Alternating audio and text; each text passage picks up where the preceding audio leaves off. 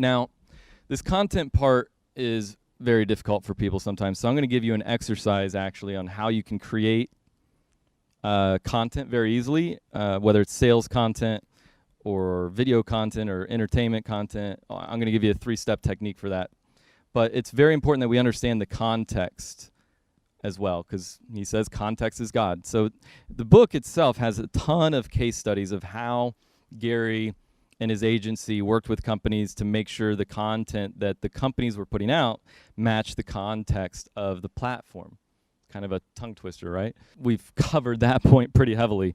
But here's an interesting point. I made some notes before we jumped on here, and I wanted to make sure that we touched on one more important point before we get into the exercise that you guys can do to generate extremely useful content. Now, this is the second part of context. Part 2, so context of the content is the medium that it's on. Also, the context is the material around your sales pitch. So if you're selling a product or service, which all of us are if we have a business, even if we're selling ourselves because we're trying to build a brand, the context, at the end of the day, we're selling something. So what is it we're selling? Maybe we're selling a coffee maker. Now, the context around that, buy this coffee maker is very important. And what we call it in the biz, the marketing biz, is story selling.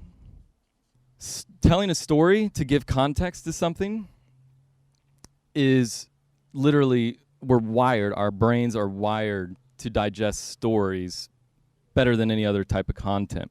It's why Star Wars is so entertaining. It's why TED Talks are so engaging, is because they're mostly story. There was a study done by the author of a book called Talk Like TED, and he brought out something very interesting. 72% of TED Talks, when you break them down, on average, 72% of the content in any TED Talks, on average, is story. So why do they do that? It's because our brains are wired to listen to stories.